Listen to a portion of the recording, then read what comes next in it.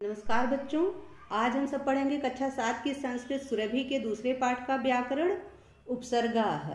उपसर्ग किसे कहते हैं? उपसर्ग वास्तविक रूप से अव्यय होते हैं, परंतु क्रिया के योग में इनको उपसर्ग कहा जाता है। इनका प्रयोग धातु से बने विशेषणों या संज्ञा शब्दों या क्रियापदों के पूर्व में होता है, यानी पहले होता है, और शब्दों के अंत में कभी भी इनका प्रयोग नहीं होता। अर्थात उपसर्गों का प्रयोग कभी भी शब्दों के बाद में पीछे नहीं होता है, हमेशा उपसर्गों का प्रयोग जो है वो शब्द के आगे ही होता है। ठीक, इसका यदि हम साधारण शब्दों में उपसर्ग की परिभाषा बताएं तो यह होता है कि जो शब्दांश मूल शब्द के पहले जुड़कर उसके अर्थ में परिवर्तन लाते हैं वे उपसर्ग कहलाते हैं। यानी उपसर्ग उसे ही कहते हैं जो मूल शब्द के पहले जुड़ जाते हैं और उसके अर्थ में परिवर्तन करते हैं। ठीक, तो चलिए पढ़ते हैं पाठ। उपसर्गाः यानी उपसर्ग। पठन्तु अवगच्छन्तु च, पढ़िए और समझिए। अवगच्छन्तु का अर्थ होता है समझना, तो आप पढ़िए और समझिए। जैसे विस्मरते यानी भूल जाता है, इसमें वि जो है वो उपसर्ग है और स्मृति जो है ये मूल शब्द है। ठीक, तो मूल शब्द में वि उपसर्ग लगा तो ये विस्मृति हो गया, भूल जाना। नहीं तो स्मृति का अर्थ होता है याद आना, यानी याद करना। तो स्मृति का अर्थ बदल गया वि उपसर्ग की वजह से, हो गया विस्मृति यानी भूल जाता है। उपहासम, ये उपहास में उप उपसर्ग है, हासम मूल शब्द है जिसका अर्थ होता है हंसी उड़ाना, मजाक बनाना। यदि उप उपसर्ग नहीं लगता तो हासम यानी सिर्फ हंसी रह जाता, परंतु जब ये उप उपसर्ग लग जाता है तो यह इसका अर्थ हो जाता है मजाक, यानी मजाक उड़ाना, उपहास करना। ठीक, अगला है निर्मितवान। निर्मित या वान मतलब बनाया गया, तो इसका निर उपसर्ग है और मितवान ये जो है ये मूल शब्द है, तो निर्मितवान हो गया यानी बनाया गया। और अगला है आगत्य यानी आ करके, इसमें आ उपसर्ग है, गत्य मूल शब्द है। विचार्य यानी विचार करके, वि उपसर्ग है और चार्य जो है यह मूल शब्द है। प्रतिदिनम, प्रतिदिनम में प्रति उपसर्ग है और दिन मूल शब्द है, यानी प्रतिदिनम का अर्थ हो गया दिन दिन, हर दिन।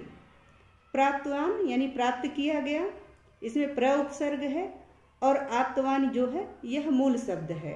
ठीक, तो आपने देखा कि उपसर्ग हमेशा जो मूल शब्द है उसके पहले लगा हुआ है, पीछे नहीं लगा है, यानी पीछे कभी भी उपसर्ग का प्रयोग नहीं होता है। अत्र वि उप नीर आ प्रति ई प्रति इत्यादयः शब्दांशाः उपसर्गाः इति कथ्यन्ते। यानी यहाँ वि उप नीर आ प्रति प्र इत्यादि जो शब्दांश हैं इसे ही उपसर्ग कहते हैं। हाँ, उपसर्ग कभी भी पूरे शब्द नहीं होते, ये शब्दों के अंश ही होते हैं। ठीक, इसीलिए इसे शब्दांश कहा गया है, यानी इसे ही उपसर्ग कहते हैं। एतेषां प्रयोगः पदानां प्रारंभे भवति, इनका प्रयोग पदों के प्रारंभ में होता है। जब शब्दों का प्रारंभ होता है तभी इनका प्रयोग होता है, अंत में नहीं होता है। उपसर्गाणां प्रयोगेण शब्दानां प्रायः अर्थ परिवर्तनम भवति, यानी उपसर्गों के प्रयोग से प्रायः शब्दों के अर्थ में परिवर्तन हो जाता है, शब्दों का अर्थ बदल जाता है। अन्य अपि उपसर्गाः सन्ति, अन्य भी उपसर्ग हैं, जैसे परा, अप, सम, अनु, अव, दुस, दूर, निस, नी, अधि, अपि, सु, अभि, अति, परि, उत इत्यादि आपकी पुस्तक में दिए गए हैं। ये सारे उपसर्ग ही हैं। ठीक, उपसर्गों की संख्या वैसे 22 होती है, परंतु आपकी पुस्तक में जितना दिया गया है वो यही है। ठीक, ये सारे उपसर्ग हैं और ये हमेशा आप इसको याद रखिएगा कि उपसर्ग हमेशा शब्दों के पदों के आगे लगते हैं, पीछे नहीं लगते हैं, यह ध्यान देने वाली बात है। ठीक, आगे है ध्यानेन पठन्तु अवगच्छन्तु च, यानी ध्यान से पढ़िए और समझिए। अवगच्छन्तु यानी समझिए, ध्यान से पढ़ो और समझो। पहला है सह कार्यम करोति, वह कार्य करता है, यानी वह कोई काम करता है। वानरः अनुकरोति, वानर अनुकरण करता है। अनुकरण का मतलब होता है नकल करता है, अनुकरोति यानी नकल करता है, वह कार्य करता है और वानर जो है वह नकल करता है। ये अनु उपसर्ग है और करोति यह मूल शब्द है।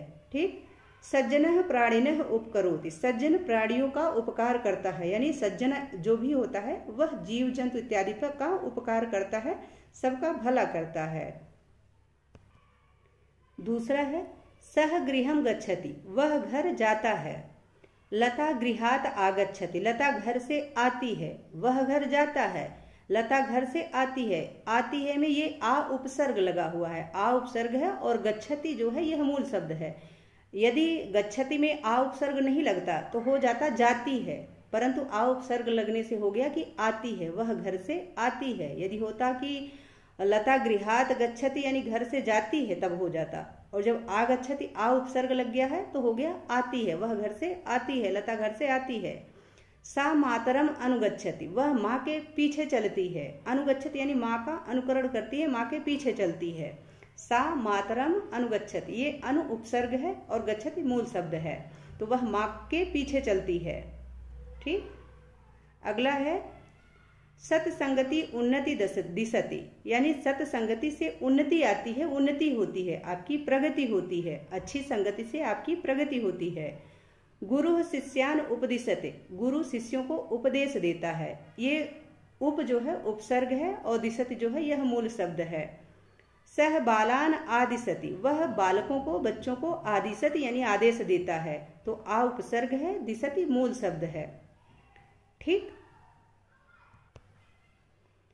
अगला है चौथा, सत्संगति धीय जाड्यम हरति, यानी सत्संगति मन की मूर्खता को दूर करती है। हरति यानी हरती है, दूर करती है। सत्संगति यानी अच्छे लोगों की संगति जो होती है वह मन की मूर्खता को, मन की जो बुराई होती है उसको दूर करती है। हरती है यानी दूर करती है। नृपः उद्याने विहरति, नृप यानी राजा, उद्याने यानी बगीचे में, विहरति यानी खेलता है, विचरण करता है। राजा उद्यान में खेलता है, तो ये वी जो है उपसर्ग है, हरति मूल शब्द है।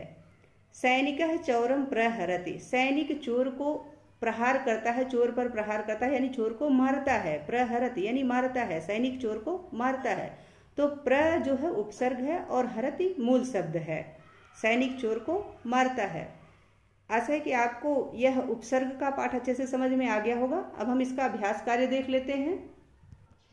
अभ्यास यानी अभ्यास, अधोलिखित वाक्येषु उपसर्ग युक्त पदानि रेखांकितानि कुर्वन्तु उपसर्गान् च पृथक् कृत्वा लिखन्तु, यानी नीचे लिखे गए वाक्यों में उपसर्ग युक्त पदों को रेखांकित कीजिए और उपसर्गों को अलग करके लिखिए, और उपसर्गों को अलग करके लिखिए। तो आपको इनमें उपसर्ग युक्त पदों को छांटना है, उसके नीचे रेखा लगानी है और फिर उपसर्गों को अलग करके लिखना है। जैसे हमने यहाँ लिख रखा है, खगाः आकाशे विचरन्ति या उत्पतन्ति, इसका अर्थ होता है कि पक्षी आकाश में विचरण करते हैं या उड़ते हैं। उत्पतन्ति का अर्थ होता है उड़ते हैं, विचरन्ति यानी विचरण करते हैं, उसका भी अर्थ वही होता है कि उड़ते हैं।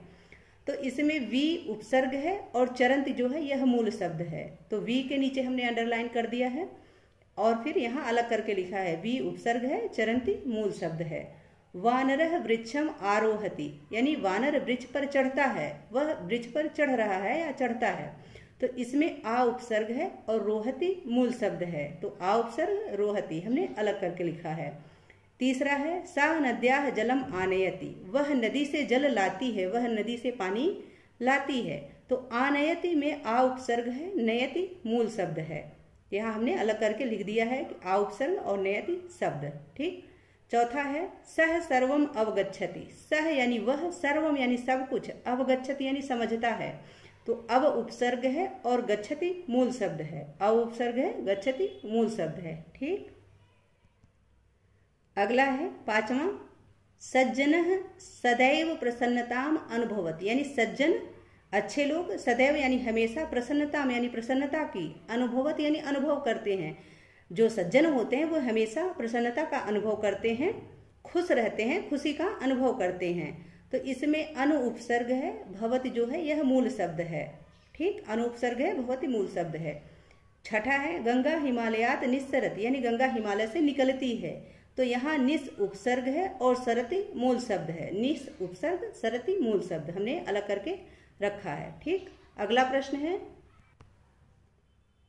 दूसरा, अधोलिखित वाक्येषु कोष्ठकेषु प्रदत्तानि पदानि योजयित्वा वाक्यानि पुनः लिखन्तु, यानी नीचे लिखे गए कोष्ठकों में से दिए गए पदों को जोड़कर वाक्यों को पुनः लिखिए, यानी फिर से लिखिए। जो नीचे आपको वाक्य दिए गए हैं कोष्ठक में, इनके पदों को जोड़ करके फिर से वाक्य को लिखिए। ठीक। बालः यत् पठति तत् विस्मरति, वि उपसर्ग है, स्मृति मूल शब्द है, तो बालः यत् पठति तत् विस्मरति हमने यहाँ लिख रखा है। दूसरा है प्राचार्य छात्रान उपदिशति, यानी प्राचार्य छात्रों को उपदेश देता है, तो उप उपसर्ग है, दिशति मूल शब्द है, तो प्राचार्य जो वाक्य बनेगा वह होगा प्राचार्य छात्रान उपदिशति। ठीक। तीसरा है मातरम दृष्ट्वा शिशु प्रसीदति, तो प्र उपसर्ग है, शीदति मूल शब्द है, तो वाक्य बनेगा मातरम दृष्ट्वा शिशु प्रसीदति, यानी माता को देखकर शिशु प्रसन्न होता है, माता को देखकर बच्चा खुश होता है।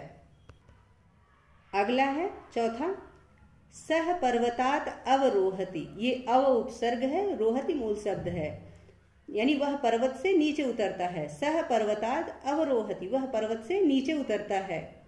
पांचवा है छात्राः क्रीडा क्षेत्रात् आगच्छन्ति, आ उपसर्ग है, गच्छन्ति मूल शब्द है, तो वाक्य बनेगा छात्राः क्रीडा क्षेत्रात् आगच्छन्ति, यानी बालिकाएं खेल के मैदान से आती हैं।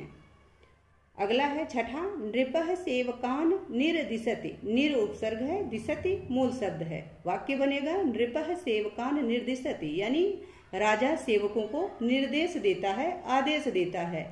ठीक। आशा है कि यह पाठ आप सबको अच्छे से उपसर्ग समझ में आ गया होगा। यदि पाठ से संबंधित या वीडियो से संबंधित कोई सुझाव हो तो प्लीज कमेंट कीजिएगा। मिलते हैं अगले वीडियो में, तब तक के लिए देखते रहिए राष्ट्र गौरव हिंदी संस्कृत। बहुत बहुत धन्यवाद।